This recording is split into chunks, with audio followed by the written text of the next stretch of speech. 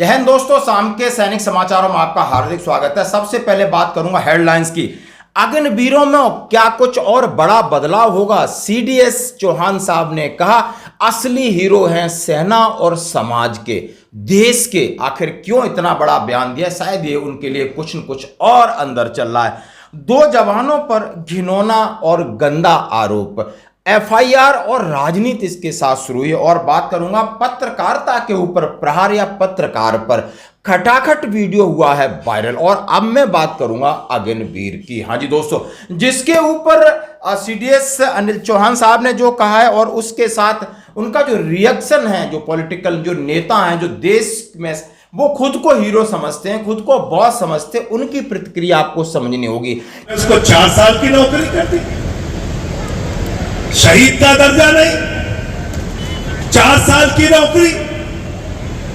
कहते 17 साल में जवान बन जाओ, 21 साल में रिटायर हो जाओ, बाप नौकरी करता रहेगा, बेटा रिटायर होकर घूमता रहेगा। अग्निवीर योजना यही तो है ना। तो मैं प्रधानमंत्री जी आपसे पूछना चाहता हूं, हमारे हरियाणा का लड़का 21 साल में रिटायर होकर घर पे मक्खी मारेगा, और जो तुम्हारे भतीजे हैं अमित शाह के बेटे, जिनको बल्ला पकड़ना नहीं आता, उनको आपने बीसीसीआई का चेयरमैन क्यों बनाया? जवाब दो इसका। क्या ये हमारे सीडीएस साहब ने किस तरीके से दिल से दिया है या दिमाग से दिया है, या अग्निवीरों के लिए कुछ और अच्छा होने वाला है या और बदला होने वाला है? अग्निवीर सीडीएस अनिल चौहान ने बढ़ाया जवानों का हौसला, अग्निवीरों को बताया देश के नायक। नायक मतलब हीरो। प्रौद्योगिकी पर भी जोर। उन्होंने सीधा सीधा कहा है। Chief of defence staff general Anil Chauhan ने सोमवार को Maratha light infantry regimental centre का दौरा किया। बेलगावी स्थित रेजिमेंटल सेंटर में सीडीएस ने अग्निवीरों को संबोधित किया। आप फोटो देख सकते हो। अपने संबोधन में जनरल चौहान साहब ने सेना में सेवा के उद्देश्य और सैन्य ढांचे के लिए अग्निवीरों की महत्वपूर्ण भूमिका बताया कि अग्निवीर बहुत इंपॉर्टेंट है। उन्होंने कहा कि अग्निवीर सिर्फ सैनिक ही नहीं बल्कि नायक हैं, देश की संप्रभुता के रखवाले हैं। विजन लंबा है लेकिन इंप्लीमेंट कैसा है? भविष्य के युद्धों में नई प्रौद्योगिकी की आवश्यकता। उन्होंने कहा है सीडीएस ने भविष्य में जो युद्ध होंगे उसमें काफी एआई आर्टिफिशियल इंटेलिजेंस पर उन्होंने जोर दिया। सीडीएस ने अग्निवीरों को दी बधाई। जनरल चौहान ने इस दौरान अग्निवीरों को भारतीय सेना में शामिल होने पर बधाई दी। उन्होंने कहा कि यह राष्ट्र के प्रति अग्निवीरों के असाधारण कर्तव्य का प्रमाण है। सीडीएस के अनुसार एक सैनिक और उसके परिवार को कई चुनौतियों से गुजरना पड़ता है। चुनौतियों से भरे वातावरण में काम करते समय सैनिक को कई कठिनाइयों का सामना करना पड़ता है। जनरल चौहान साहब ने कहा कि यह आश्वासन दिया कि चुनौतियां कितनी भी गंभीर हों, अग्निवीरों को अपनी ड्यूटी अच्छी लगेगी। उन्होंने कहा है हर कदम अग्निवीरों के व्यक्तिगत विकास होगा, देश की सेवा में गर्व महसूस होगा। सीडीएस ने अग्निवीरों के उत्कृष्ट प्रदर्शन की कोशिशें जारी रखने के लिए अपने साथियों के लिए रोल मॉडल के रूप में प्रोत्साहित किया। और उसके बाद सीधा प्रहार हो जाता है। आप आम आदमी पार्टी के आप संजय सिंह को देखिए। उन्होंने कहा है अग्निवीर बाप नौकरी कर रहा है, बेटा रिटायर होके घर पड़ा है। जहां पर नेताओं को पेंशन नहीं है, नेताओं को पेंशन पर पेंशन है, अग्निवीरों को पेंशन नहीं है। तो पेंशन की टेंशन करेंगे कि समाज सुधारेंगे या घर सुधारेंगे या खुद को सुधारेंगे? कितना विपरीत परिस्थिति है दोनों चीजों के लिए, आप देख सकते हो। और असली नायक कौन है इस देश का वो समझ सकते हो। यानी जान गंवाने के लिए कोई भी नायक हो सकता है, देश के लिए काम करने के लिए कोई भी नायक हो सकता है। बहुत सारे साइंटिस्ट हो सकते हैं, हमारे अब्दुल कलाम जी जैसे नायक हो सकते हैं, बहुत सारे इसरो में बैठे वैज्ञानिक हो सकते हैं, बहुत सारे सेना का एक सिपाही भी हो सकता है, जनरल भी हो सकता है। लेकिन ये कहीं बर्दाश्त नहीं कर सकते, ये जो लाइन में बैठे हुए इस देश की जो नेतागिरी है, ये क्या कभी इस बात को स्वीकार करेगी? आखिर चलो इनकी वीडियो देखेंगे। बढ़ते हैं अगली खबर की तरफ। जैसा हमने आपके साथ कहा कि ये है हावड़ा और उलुबेरिया लोकसभा में चुनाव के लिए ये हमारे पैरामिलिट्री फोर्स के 2 सैनिक गए थे और उन पर सीधा गंभीर आरोप लगाया जाता है कि मॉर्निंग वॉक पे एक महिला निकलती है, उसके साथ ये छेड़छानी करते हैं, उसको एक प्रस्ताव देते हैं और ये मामला जब नहीं करते हैं तो उसके साथ छेड़छानी में वो चिल्लाती है तो कुछ लोग आकर के उनको पकड़कर थाने ले जाते हैं। वो अफसर भी हो सकते हैं, जवान भी हो सकते हैं, किस तरीके की। और ये मैडम है साक्षी पंजा जी हैं और ये आप देख सकते हो प्रेस कॉन्फ्रेंस कर रही हैं। स्टेटमेंट भी दे दी, कानून के लंबे हाथ लंबे ना रहे, जल्दी जल्द इनको पकड़ के दोष जो किए हैं उनको पकड़ना है। साथ ही साथ भाजपा को यह भी कहना है अपने भाषण में कि ये जो कांड हुआ ये गलत है, क्योंकि ऐसा तो नहीं हो सकता जो मणिपुर में घटता और बीजेपी चुप रहती है, हाथरस उन्नाव में बीजेपी चुप रहती है, ब्रिजभूषण शरण सिंह को लेकर चुप रहती है। सरकार पर भी आरोप लगाया जाता है, तमाम तरीके की बातें होती हैं।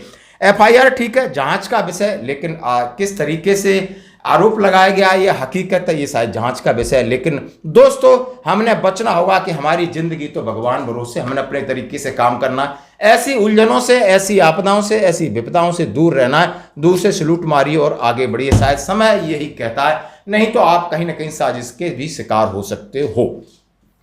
अब अगली खबर एक देखिए, ये हमारी पत्रकार मैडम है सम्मानीय अंजना ओम कश्यप जी, इनसे कोई कुछ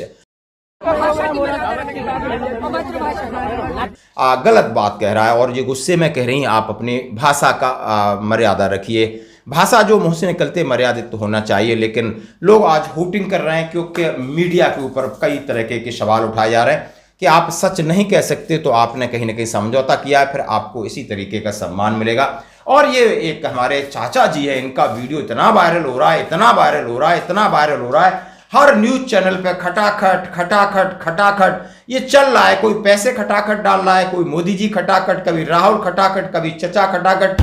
आखिर 4 जून को पता चल जाएगा कौन खटाखट है और कौन फटाफट है या कौन सटासट है। आज की खबर में इतना ही, बने रहिए हमारे साथ, धन्यवाद। क्या लग रहा है राहुल जी को आपने सुना? हाँ, क्या कहा उन्होंने? खटाखट खटाखट खटाखट खटखटाहट वोट पड़ेगा कांग्रेस को। कांग्रेस को ये खटाखट पड़ेगा। खटाखट एकदम।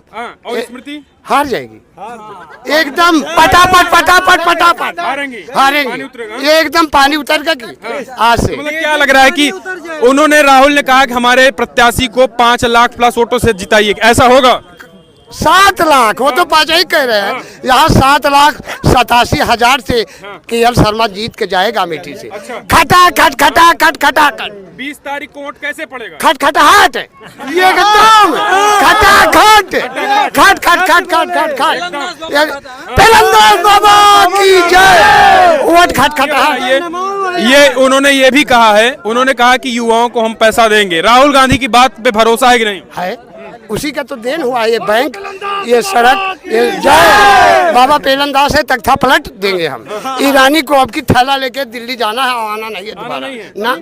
तो करें, हम 2 लाख से जीत रहे हैं। कहाँ जीत रहे हैं? अब की पानी उतर जाएगा, कौन जीतेगा? भाई 8 तारीख को क्या होगा? अगर हमारे साथ पेलंदाज बाबा है तो हमारी कांग्रेस पार्टी को खटाखट वोट पड़ेगा और स्मृति ईरानी धकाधक यहाँ से विदा होने की तैयारी कर रही है। भैया क्या कहेंगे 20 तारीख को? पहले तो आप लोग ये बताइए, एक मोहब्बत की दुकान जैसा पैगाम आप लोग दे रहे हैं, तो क्या ये अमेठी में खुलेगा? देखिए, देश की जनता नहीं, अमेठी की जनता नहीं, देश की जनता जाग चुकी है। राहुल गांधी जी ने जो देश के लिए काम किया है, उसमें अब मोहब्बत की दुकान धकाधक खुल चुकी है। धकाधक मोहब्बत की दुकान खुल चुकी है। और इस देश को बचाने के लिए इंसान, हिंदू मुसलमान सिख ईसाई तमाम इंसान निकल चुके हैं। और वो 20 तारीख को, 25 तारीख को और 1 तारीख को फटाफट फटाफट खटाखट खटाखट एकदम।